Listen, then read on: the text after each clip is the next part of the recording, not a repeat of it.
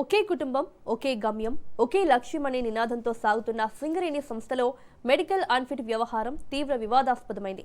అనారోగ్యంతో బాధపడుతూ ఉద్యోగ విరమణ కోరుతున్న నిజమైన కార్మికులకు అన్యాయం జరుగుతోందంటూ వస్తున్న ఆరోపణలు కార్మిక లోకంలో తీవ్ర ఆందోళన రేపుతున్నాయి.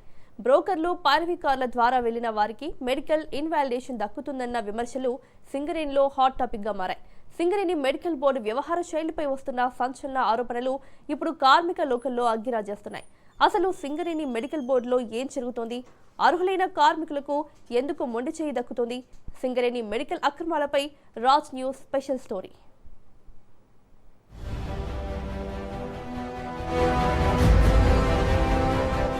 మంచిర్యాల జిల్లాలోని శ్రీరాంపూర్, మందమర్రి, బెల్లంపల్లి డివిజన్లతో పాటు సింగరేణి వ్యాప్తంగా సుమారు 2000 మంది కార్మికులు మెడికల్ ఇన్వాలిడేషన్ కోసం ఎంతో కాలంగా దరఖాస్తు చేసుకున్నారు.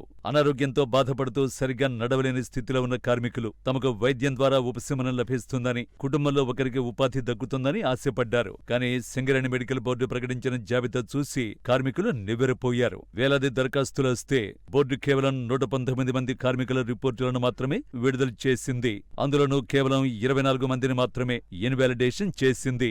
మరికొందరిని రెఫరల్ పేరుతో తిప్పి పంపి మిగిలిన వారందరినీ ఫిట్ ఫర్ డ్యూటీ అంటూ మళ్లీ గనులకు పనులకు వెళ్లాలని హుకుం జారీ చేసింది.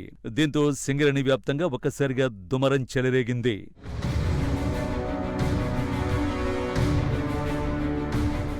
ఈ మెడికల్ ఇన్వాలిడేషన్ కేసులో అసలైన బాధితులకు మొండి చేయి ఎదురుకాగా పైరవీకారులు అధికారిక జాతీయ కార్మిక సంఘాల నేతల సిఫార్సులు ఉన్నవారికే పెద్దపీట వేస్తున్నారనే విమర్శలు గుప్పుమంటున్నాయి. శ్రీరాంపూర్ ఓసీపీలో పనిచేస్తున్న ఓ కార్మికుడు, మందమరి డివిజన్లో పనిచేస్తున్న మరో కార్మికుడికి ఎలాంటి తీవ్రమైన అనారోగ్య సమస్యలు లేకపోయినా ఒక ప్రధాన జాతీయ కార్మిక సంఘ నాయకుడి రికమెండేషన్తో ఇద్దరూ రాత్రికి రాత్రే అన్ఫిట్ అయిపోయారట.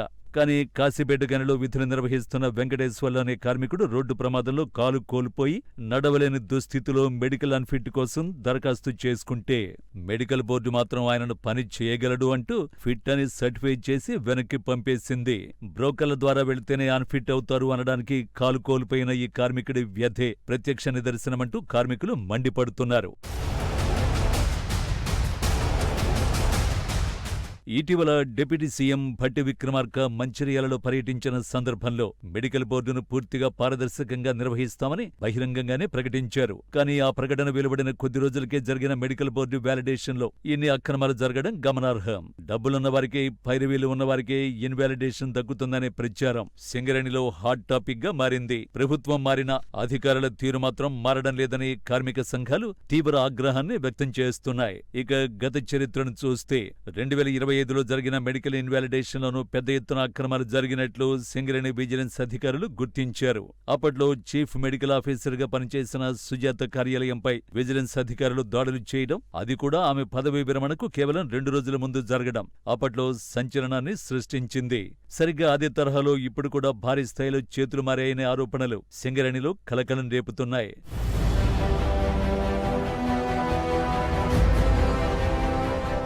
మెడికల్ బోర్డుపై ఇంత బహిరంగంగా అవినీతి ఆరోపణలు వస్తున్న తరుణంలో సింగరేణి యాజమాన్యం దీనిని నిరంతర ప్రక్రియగా చేపడుతుందా, లేక మొక్కుబడిగా ఎవరో 15 మందిని అన్ఫిట్ చేసి చేతులు దులుపుకుంటుందా అనే తీవ్ర సందేహాలు కార్మిక వర్గాల్లో వ్యక్తమవుతున్నాయి. అన్ఫిట్ కు అర్హులైన వందలాది మంది కార్మికులు రోడ్లెక్కి ఆవేదన వ్యక్తం చేస్తున్నా యాజమాన్యం స్పందించాల్సిన సమయం ఆసన్నమైంది. పారదర్శకత లోపించి కేవలం పైరవీలు, డబ్బున్న వారికే న్యాయం జరిగే సంస్కృతి ఇలాగే కొనసాగితే దశాబ్దాలుగా సంస్థ కోసం చెమటోడ్చిన కార్మికులకు తీరని ద్రోహం చేసినట్లే అవుతుంది. ఇప్పటికైనా ప్రభుత్వం, సింగరేణి యాజమాన్యం ఈ మెడికల్ బోర్డు అక్రమాలపై సమగ్ర విచారణ జరిపి అర్హులైన నిజమైన బాధితులకు న్యాయం చేస్తుందో లేదో వేచి చూడాల్సిందే.